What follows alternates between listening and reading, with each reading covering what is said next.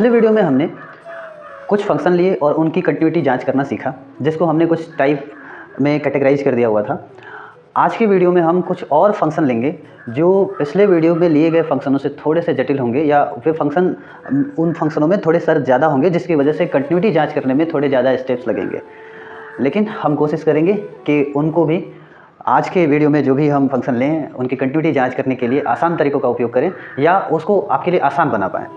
तो चलिए वीडियो शुरू करते हैं इस पहले फंक्शन के साथ। पहला फंक्शन हम जो ले रहे हैं वो है function f of x is equal to, ठीक है, मॉड x प्लस 3। फंक्शन का वैल्यू इतना रखेंगे या फंक्शन इतने के बराबर होगा यदि if x is less than -3 और इज इक्वल टू -3। यदि x का मान आप -3 से कम लेते हैं या -3 के बराबर लेते हैं तो आप फंक्शन को इतने के बराबर समझेंगे, और यदि आप x का मान -3 से बड़ा और +3 से छोटा हो तो फंक्शन का मान इतना रखेंगे या फंक्शन इतने के बराबर होगा, और यदि x का मान 3 से बड़ा हो या 3 के बराबर हो तो फंक्शन का जो मान होगा वो 6x + 2 होगा। तो इस तरह से अभी आप इसमें देख रहे होंगे कि पिछले वीडियो में हमने फंक्शन लिया, जैसे मान लीजिए f(x) is equal to 2x + 3 where are if x is less than are is equal to 2 and f of x is equal to 5x + 3 if x is greater than 2। इसमें आप देख रहे होंगे कि x का मान जब 2 से छोटा होता है तो ये फंक्शन, 2 से बड़ा होता है तो ये फंक्शन का वैल्यू ये लेंगे, और 2 के बराबर होता है तब भी ये लेंगे। यहाँ ऐसा होता था। लेकिन इस फंक्शन में आप देख रहे होंगे कि इस फंक्शन में 2 शर्त दिए हुए हैं। x का मान कहीं ये कहता है कि -3 के जोन में रखता है, -3 से छोटा, -3 से बड़ा या -3 के बराबर, और x का मान दूसरे जगह ये भी कहता है कि वो +3 से छोटा, बराबर या बड़ा होता है। तो इसमें 2 शर्त दे दिए हुए हैं, और जिसकी वजह से इस तरह के फंक्शन में हम 3 तरह के स्टेप का प्रयोग करते थे, क्योंकि यहाँ एक ही शर्त था 2 से बड़ा, छोटा या बराबर। यहाँ 3 से छोटा या बड़ा या बराबर और -3 से छोटा, बड़ा या बराबर, इस तरह से इसमें 6 स्टेप लगेंगे। लेकिन इस वाले स्टेप में जहाँ की एक ही साथ दे दिया हुआ है x का मान -3 से बड़ा और +3 से छोटा, इसलिए इसमें होती है। और जिन 5 स्थितियों में हम ये जांच करने का प्रयास करेंगे कि किन किन पॉइंट्स पे या किन बिंदुओं से कम और किन मानों से ज़्यादा होने पर फंक्शन सतत है यानी कि कंटिन्यूअस है, और किन मानों पे डिसकंटिन्यूअस है यानी असंतत है। तो पिछले वीडियो वाले क्वेश्चन और आज के वीडियो के क्वेश्चन में यही अंतर है जो आप यहाँ देख पा रहे हैं कि यहाँ एक ही शर्त दिया हुआ होता था, जो x का वैल्यू है वो किसी एक मान से छोटा, बड़ा या बराबर होता था। यहाँ किसी 2 मान को ले लिया हुआ है। तो आप समझ गए होंगे कि मैं इसको क्यों कह रहा हूँ कि थोड़ा सा जटिल है, और जटिल नहीं है, हम वही प्रोसेस फॉलो करेंगे, लेकिन इसमें 2 मान दिए हुए हैं, तो इसलिए 6 स्थितियाँ संभव हो सकती हैं। तो इसलिए अब इस क्वेश्चन को आइए सॉल्व करते हैं, बिल्कुल वैसे ही जैसे उसको सॉल्व किया था, है ना। यह फलन वास्तविक संख्या रेखा के सभी बिंदुओं पर परिभाषित है, तो इसलिए लिखेंगे the function is defined at all points of real number line। ठीक है, वास्तविक संख्या रेखा के सभी बिंदुओं पर यह फलन परिभाषित है। तो मान लेंगे कि let C be a real number, मतलब कि मान लीजिए कि C एक रियल नंबर है ना। अब इसमें 2 स्थितियां हैं, इसलिए पहली स्थिति ले लेते हैं कि जब x का वैल्यू -3 से छोटा, बड़ा या बराबर हो, और दूसरी स्थिति ये लेंगे कि x का वैल्यू 3 से छोटा या बड़ा या बराबर हो। तो अभी हम केस फर्स्ट लेते हैं और लिखते हैं when C is less than -3। C का मान जब -3 से छोटा हो, देन तब क्या होगा, जब C का मान दिया गया है C, है ना, और C का मान जब 3 से छोटा होता है, यानी यहाँ कहने का मतलब कि x का मान 3 से छोटा है, तो हम इस फंक्शन को लेते हैं। अब इस फंक्शन को लेने में परेशानी ये है कि यहाँ मॉड है ना। तो मॉड है तो इस फंक्शन वैल्यू को, फंक्शन के इस वैल्यू को f of x is equal to जो मॉड x है +3 है, इसको हम लिख सकते हैं, चूँकि x का मान -3 से छोटा है इसलिए x का जो वैल्यू होगा वो -x रखेंगे, क्योंकि x का वैल्यू प्लस भी हो सकता है और माइनस भी हो सकता है, ठीक है, और 0 भी हो सकता है। चूँकि यहाँ x का वैल्यू -3 है तो इसलिए वो माइनस में लेंगे, क्योंकि मॉड का वैल्यू पॉजिटिव भी हो सकता है और मॉड से बाहर निकालते तो वो पॉजिटिव में होता है, तो इसलिए यहाँ -x रखेंगे, क्योंकि हम ये समझते हैं कि x का वैल्यू चूंकि ऋणात्मक है, इसीलिए यहाँ x का मान हमने क्या ले लिया हुआ है, ऋणात्मक ले लिया है। तो हमने फंक्शन को ऐसे रीराइट कर लिया। चाहे तो इसको रीराइट करके ऐसे लिख सकते हैं कि function f of x equal to इतना, और केवल इसी स्थितियों में, बाकी फंक्शन के वैल्यू में कहीं मॉड नहीं है। तो केवल बस इस फंक्शन में ये परेशानी है। जब भी ऐसी कहीं परेशानी हो तो वो शर्त के अनुसार आप x का वैल्यू रखेंगे। अगर यहीं 3 से बड़ा होता, +3 से बड़ा होता है ना, या +3 से थोड़ा छोटा होता, तो हम ये वहाँ पॉजिटिव ले सकते थे, है ना। लेकिन यहाँ -3 में है, तो इसलिए हम वहाँ x का वैल्यू नेगेटिव लिए हुए हैं। तो फर्स्ट केस में हमने लिया हुआ है कि x यानी c का मान 3 से क्या है, छोटा है। 3 से छोटा है तो आप लिखेंगे f of c is equal to, अब f ऑफ c के लिए मतलब इस फंक्शन के लिए वैल्यू तो ये रखेंगे, यहाँ होगा -x के लिए यहाँ -c रखेंगे और प्लस कितना लिखेंगे 3, क्योंकि जब यहाँ x था तो यहाँ -x था, और जब यहाँ हमने c रख दिया तो यहाँ क्या हो जाएगा, -c हो जाएगा, और +3 है तो +3 है। लिखेंगे and limit f of x as x tends to c। अभी यहाँ हम लिखेंगे लिमिट, और f ऑफ x का वैल्यू भी वही लिखेंगे -x + 3, क्योंकि यहाँ हमारा जो c का मान है वो -3 से छोटा है, और -3 से छोटे के लिए हम यही फलन यूज करेंगे। अभी हम यहाँ लिमिट का वैल्यू जब फाइंड आउट करेंगे तो x का वैल्यू c रख देंगे, -c होगा और प्लस कितना हो जाएगा, 3 होगा। तो चूँकि fc का भी वैल्यू उतना ही है और लिमिट का भी वैल्यू सेम ही है, तो इसलिए ये लिखेंगे since fc is equal to limit f of x as x tends to c are equal to each other, है ना, ये दोनों ही बराबर हैं। सो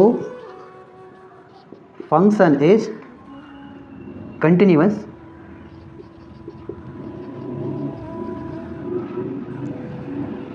for all points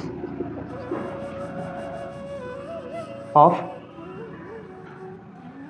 c is less than -3। में लिख सकते हैं कि यह फलन -3 से छोटे सभी मानों के लिए सतत है, यह सतत है। तो ये पहला केस हो गया। अब दूसरा केस करेंगे, केस 2। उसमें हम लिखेंगे इफ़ आर व्हेन भी लिख सकते हैं, if c is greater than -3, c का मान जब -3 से क्या हो, बड़ा हो, तब के लिए। देन c का मान -3 से बड़ा हो तो लिखेंगे यहाँ f of c is equal to, अब c का मान जब -3 से बड़ा हो तो फंक्शन का जो वैल्यू है वो दे रहा है -2x। अब चूंकि इस शर्त में दोनों ही शर्त दिए हुए हैं, 3 से छोटा और -3 से बड़ा, तो हम यहाँ वो दोनों ही एक ही साथ कर लेते हैं ताकि हम एक स्टेप और ज़्यादा करने से बच जाएंगे। तो आखिर हमें बाद में जब 3 लेंगे तो 3 से बड़े, छोटे और बराबर के लिए करना ही पड़ेगा, तो उससे पहले ही हम 3 वाला भी ले लेते हैं। तो यहाँ लिखेंगे if c is greater than -3 and less than 3, दोनों के लिए कर लेते हैं, एक स्टेप बच जाएगा।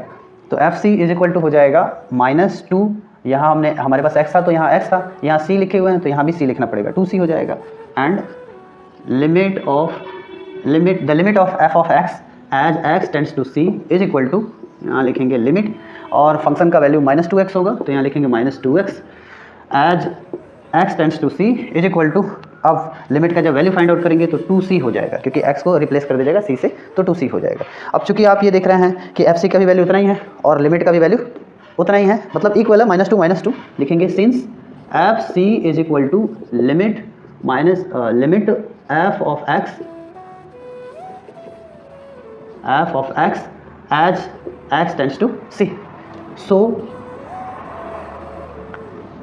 Function is continuous at or between -3 and 3, -3 और 3 के बीच सभी जगह फलन क्या है, कंटिन्यूअस है। अब अगला केस ले लेते हैं जब c का मान -3 के बराबर हो। Case 3, if c is equal to -3 और x is equal to -3, then तब क्या होगा, f -3 इज इक्वल टू, -3 रखने पर आपको तो यही फंक्शन चुनना पड़ेगा, फंक्शन का वैल्यू ये चुनना पड़ेगा, और फंक्शन का वैल्यू हमने यहाँ लिया हुआ है -x का वैल्यू जैसे ही आप -3 रखेंगे तो एक माइनस तो ऐसे ही है, और x का वैल्यू -3 रख रहे हैं तो -3 और +3, माइनस +3 + 3 इज इक्वल टू 6 हो जाएगा।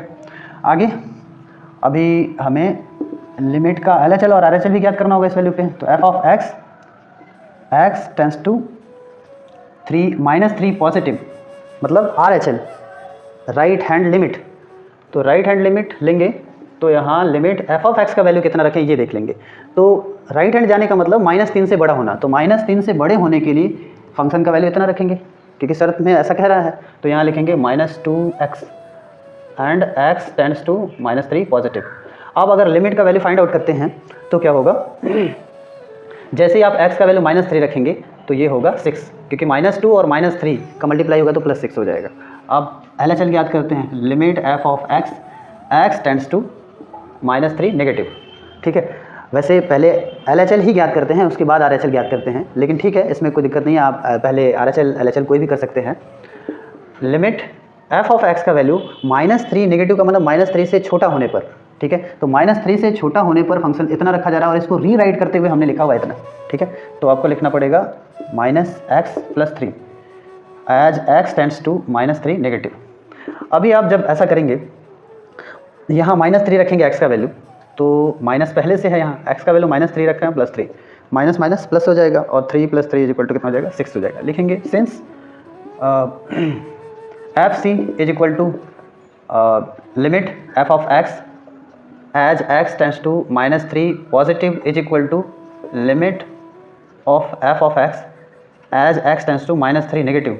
ये सभी आपस में इक्वल हैं, इसलिए हम लिखेंगे कि सो आर, आप ऐसा भी साइन दे सकते हैं, अब लिखेंगे so function is continuous at point x is equal to -3, at point x is equal to -3, मतलब -3 पर ये फंक्शन क्या है, कंटिन्यूअस है। तो -3 पे भी कंटिन्यूअस है, -3 से छोटे होने पर भी कंटिन्यूअस है और -3 से बड़े होने पर भी कंटिन्यूअस है। इन सभी स्थितियों में क्या है, फलन कंटिन्यूअस है।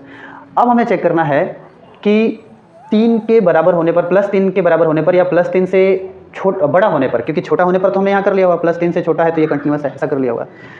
तो हम ये लिखेंगे केस 4, और केस 4 में लिखेंगे इफ़ सी, चूँकि हमने सी लिया हुआ है रियल नंबर के रूप में, if c is greater than 3 then, अब 3 से ग्रेटर हो तो लिखेंगे इसके लिए f of c is equal to, 3 से बड़ा हो तो देखिए कौन फलन लेते हैं, 3 से बड़ा होता है तो ये वाला फलन लेते हैं। ठीक है, तो यहाँ हम लिखेंगे 6c + 2, क्योंकि जब हमने यहाँ x रखा तो यहाँ x था, हम यहाँ c रखेंगे तो यहाँ c रिप्लेस हो जाएगा x c के द्वारा, तो यहाँ हो जाएगा 6c + 2 and limit of f of x tends to c is equal to limit, अब एफ ऑफ x का वैल्यू लिख लेंगे is equal to limit f of x का वैल्यू जब c का मान 3 से बड़ा हो तो ये रखेंगे, तो यहाँ लिखेंगे 6x + 2 as x tends to c is equal to, इसका वैल्यू हो जाएगा 6c + 2, क्योंकि x रिप्लेस होगा c के द्वारा। तो अभी चूंकि हम देख रहे हैं कि fc का भी वैल्यू उतना ही है जितना कि लिमिट पे fx का वैल्यू है। ठीक है, मतलब x टेंड्स टू c पे जितना वैल्यू है उतना ही है, तो लिखेंगे since fc is equal to limit f of x as x tends to c are equal to each other, ये दोनों ही इक्वल हैं, so function is continuous for all points where c is greater than 3, मतलब c से बड़े, 3 से बड़े c के सभी मानों के लिए यह फंक्शन कंटिन्यूअस है, संतत है। अब लास्ट स्थिति कर लेते हैं केस 5, जिसमें हमने c जब 3 से बड़ा हो उसके लिए तो कर ही लिया हुआ है, c 3 से छोटा हो तब भी आप ये देख रहे हैं फंक्शन क्या है, फंक्शन कंटिन्यूअस है। अभी c 3 के बराबर हो तब कर लेते हैं, तो यहाँ लिखेंगे if c is equal to +3 और हम लिख सकते हैं कि x इज इक्वल टू +3 हो, देन तब क्या करेंगे, तब लिखेंगे f ऑफ c, इसका वैल्यू कितना हो जाएगा, जब 3 के बराबर हो तो 6x + 2 होता है, ऐसा यहाँ शर्त है, तो 6 × 3 और +2 यहाँ हो जाएगा 20। ठीक है, सो कैलकुलेशन करने के बाद 20 होगा। अब हम लिखेंगे limit f of x tends to 3 positive, तो पॉजिटिव लेंगे तो फिर यही लेंगे, और यहाँ फंक्शन का वैल्यू रखने के बाद भी फंक्शन का वैल्यू हमें प्राप्त होगा इसका 20, क्योंकि 6x + 2 रखेंगे एफ ऑफ x का वैल्यू यहाँ पे, और x को रिप्लेस कर देंगे 3 से, जिसकी वजह से 20 होगा, तो ये 20 के इक्वल हो जाएगा। अभी left hand limit find out करना हमें बाकी रह गया है, x टेंड्स टू 3 नेगेटिव, तो 3 नेगेटिव के लिए फंक्शन कितना होगा और उसमें x को रिप्लेस करने के बाद वैल्यू कितना आएगा वो भी हम देख लेते हैं। तो जब 3 से छोटा होता है, नेगेटिव का मतलब पीछे जाए, है ना, लेफ्ट जाए, तो लेफ्ट जाए 3 से छोटे के लिए हम फंक्शन ये लेंगे। और इस केस में जब हम 3 से रिप्लेस करेंगे तो ये हो जाएगा -6। अभी आप देख रहे हैं कि जब हम c का वैल्यू 3 ले रहे हैं, जहाँ की x का वैल्यू भी 3 हो जाएगा, क्योंकि c x का ही एक वैल्यू है ना। तो इस केस में आप देख रहे हैं कि f ऑफ c का वैल्यू 20 है, राइट हैंड लिमिट का वैल्यू 20 है, लेकिन लेफ्ट हैंड लिमिट का वैल्यू -6 है। यानी चूंकि यहाँ हम लिख सकते हैं since left hand limit LHL is not equal to RHL, right hand limit और लेफ्ट हैंड लिमिट इक्वल नहीं है, क्योंकि इनके वैल्यू आप देख रहे हैं 20 और -6 है, इक्वल नहीं है। लिखेंगे हैंस फंक्शन इज डिसकंटिन्यूअस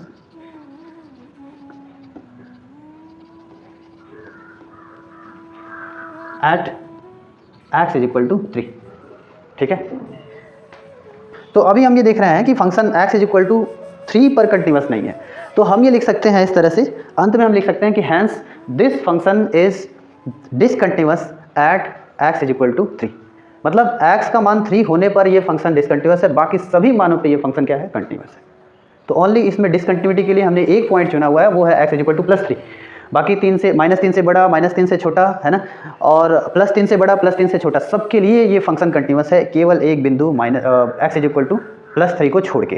ठीक है, तो इस तरह से इसमें आपने देखा कि हमने सभी 6 स्टेप को हमने 5 स्टेप में कर लिया हुआ है, सभी एक स्टेप को मैंने फॉलो किया, वैसे ही जैसे हमने फर्स्ट वीडियो में आपको बताया था कि जब भी ऐसा कोई फंक्शन हो तो कोई वैल्यू रियल नंबर, कोई x का कोई वैल्यू रियल नंबर c ले लेते हैं, और c लेकर के, और इसमें जो शर्त दिए होते हैं उन शर्तों से छोटे, बड़े, बराबर, मतलब greater than, less than, is equal to, इन तीनों के लिए हम कंटिन्यूटी की जांच करते हैं, और उनमें हम ये देखते हैं कि अगर वो इक्वल हैं, मतलब उनका लिमिट और उनका f ऑफ x का वैल्यू, यानी f ऑफ पर्टिकुलर पॉइंट का जो वैल्यू है, जो हमने c लिया हुआ है, अगर वो इक्वल है तो कंटिन्यूअस है, वरना ये डिसकंटिन्यूअस है।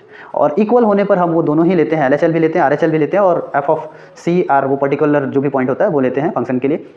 और फिर जो है हम ये देखते हैं कि अगर LHL, RHL और f of c function f of c अगर ये तीनों ही इक्वल हैं तो फिर उस पॉइंट पे भी कंटिन्यूअस है, अन्यथा वो डिसकंटिन्यूअस है। जैसे कि यहाँ हमने देखा कि -3 के लिए आपका RHL और RHL दोनों ही बराबर था, और इस तरह से वो कंटिन्यूअस था, लेकिन +3 के लिए ये डिसकंटिन्यूअस था, क्योंकि RHL और LHL बराबर नहीं थे।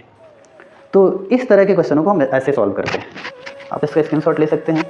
f of x is equal to mod x by x if x is not equal to 0 and f of x is equal to 0 if x is equal to 0, यानी function का मान mod x by x होगा यदि x का मान 0 के बराबर ना हो, और फंक्शन का मान 0 होगा या फंक्शन 0 के इक्वल होगा अगर x का मान 0 हो।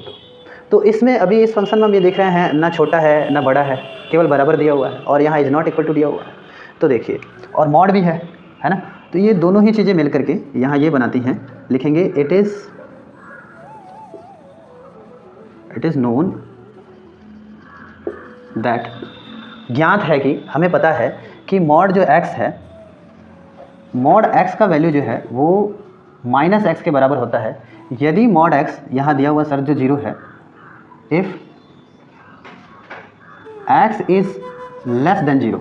अब 0 के बराबर नहीं है तो दो कंडीशन हो सकते हैं, या तो वो 0 से छोटा होगा x का वैल्यू, या 0 से बड़ा होगा, ये दो कंडीशन हो सकते हैं। तो यदि x का वैल्यू 0 से छोटा होता है तो मॉड x का वैल्यू कितना होगा, -x होगा। And mod x is equal to x when x greater than 0, अगर x का मान 0 से बड़ा हो तो mod x का वैल्यू कितना हो जाएगा, x हो जाएगा। तो इस तरह से हम लिख सकते हैं, then we can rewrite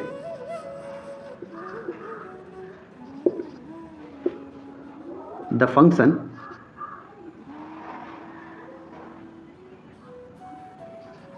like as. तो हम फंक्शन को, दिए हुए फंक्शन को इस प्रकार लिख सकते हैं, किस प्रकार, f of x is equal to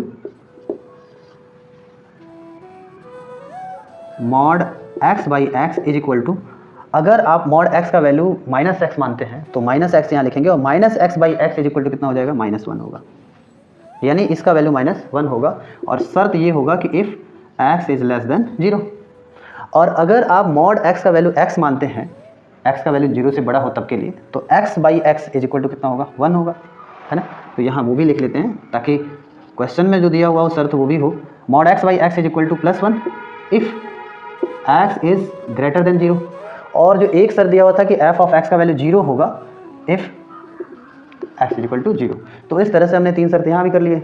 एक शर्त तो दिया ही हुआ था, बाकी एक शर्त से हमने 2 शर्त बना लिए, है ना। इसको हमने तोड़ करके 2 शर्त बना लिया कि 0 से छोटा हो तो क्या होगा, 0 से बड़ा हो तो फंक्शन का मान क्या होगा। अब लिखेंगे नाउ एफ ऑफ, अब लिखेंगे now the function is defined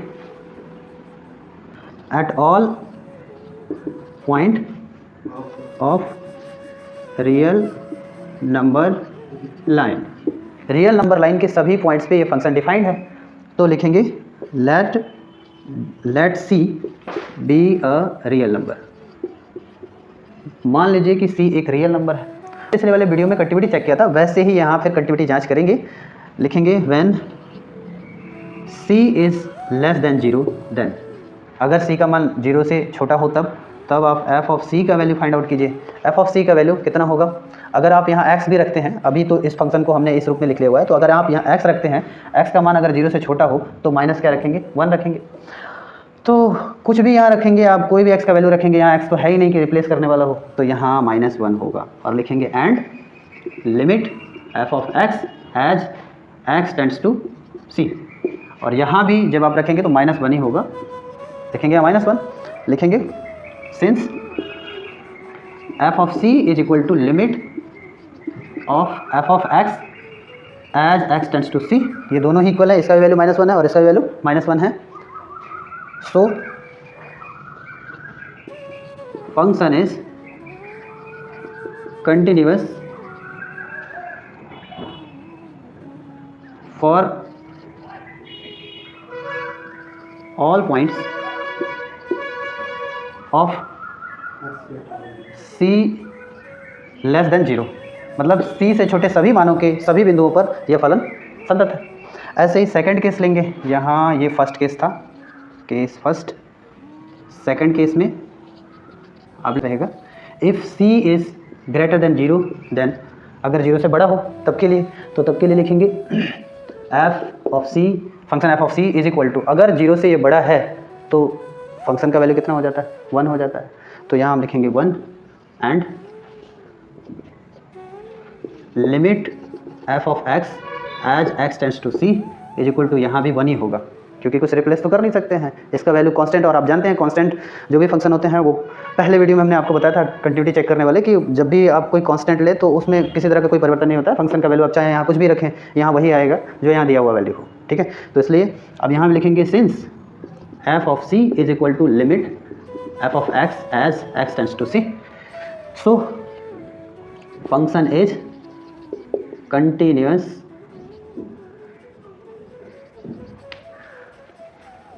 at for all points of c is greater than 0, ठीक है। तो c से बड़े 0 से बड़े सभी c के मानों पर फलन यह कंटिन्यूअस है, ऐसा हो गया। अभी हमें लेना क्या है कि जब c इज इक्वल टू 0 हो तो लिखेंगे case 3 if c is equal to 0 और x is equal to 0 then, अब यहाँ हम लिखेंगे f of c is equal to, अब यहाँ 0 लिख लेंगे, एफ ऑफ 0 है ना, 0 लिखेंगे, जैसे ही 0 रखेंगे तो यहाँ तो 0 ही हो जाएगा वैल्यू 0, और फिर limit f of x tends to 0 positive. तो 0 पॉजिटिव के लिए भी आप ये देख रहे हैं, 0 पॉजिटिव के लिए, 0 पॉजिटिव का मतलब हो जाएगा कि 0 से बड़े के लिए, तो 0 से बड़े के लिए 1 हो रहा है फंक्शन का वैल्यू, तो यहाँ लिखेंगे कि इसका वैल्यू 1 होगा। And limit f of x as x tends to 0 negative, और 0 नेगेटिव के लिए आप ये देख रहे हैं, मतलब 0 से छोटे के लिए -1 हो रहा है फंक्शन का वैल्यू, तो यहाँ -1 लिखेंगे। अभी आप देख रहे हैं कि RHL और LHL दोनों के वैल्यू इक्वल नहीं है, लिखेंगे since limit f of x as x tends to 0 positive is not equal to limit f of x as x tends to 0 negative, चूँकि ये बराबर नहीं है, hence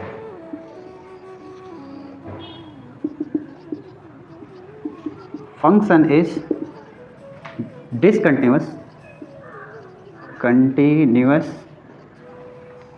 eight x is equal to 0। तो x is equal to 0 पर ये फलन discontinuous है और इससे छोटे और 0 से बड़े सभी मानों के लिए फंक्शन क्या है, कंटिन्यूस है। तो जब भी इस तरह के मॉड वाले क्वेश्चन आ जाएं, जब भी मतलब फलन मॉड वाले किसी x के वैल्यू पर निर्भर करता हो, तो फिर हम यहाँ सबसे पहले मॉड के वो संभावित नेगेटिव वैल्यू लेकर के और पहले इसको रीराइट कर लेंगे इस तरह के फंक्शन को, और उसको इस तरह का बना लेंगे ताकि आपको ये 3 शर्त मिल जाए, छोटा, बड़ा और बराबर। और ऐसा जब हो जाएगा तो 3 स्थितियाँ होंगी, आप कोई रियल नंबर c ले लेंगे, ठीक है, और उस पर उन वैल्यू को लेकर के, उन वैल्यू से c को छोटा मान करके, c को बड़ा मान करके सभी पे कंटिन्यूटी जांच कर लेंगे, और एट लास्ट आप उसको उस c को उस पर्टिकुलर वैल्यू जो यहाँ दिया हुआ है उस वैल्यू को लेकर के और आप LHL RHL और फंक्शन का वैल्यू फाइंड आउट कर लेंगे। अगर ये तीनों बराबर हैं तो कहेंगे कंटिन्यूस है, अगर नहीं बराबर है तो लिखेंगे डिसकंटिन्यूस है। तो अभी 2 क्वेश्चन में वीडियो इतना लंबा हो गया, अभी और भी कुछ क्वेश्चंस हैं जो बताने बाकी हैं। तो मिलते हैं अगले वीडियो में, तब तक वीडियो देखते रहिए, लाइक शेयर करते रहिए। वीडियो देखने के लिए धन्यवाद।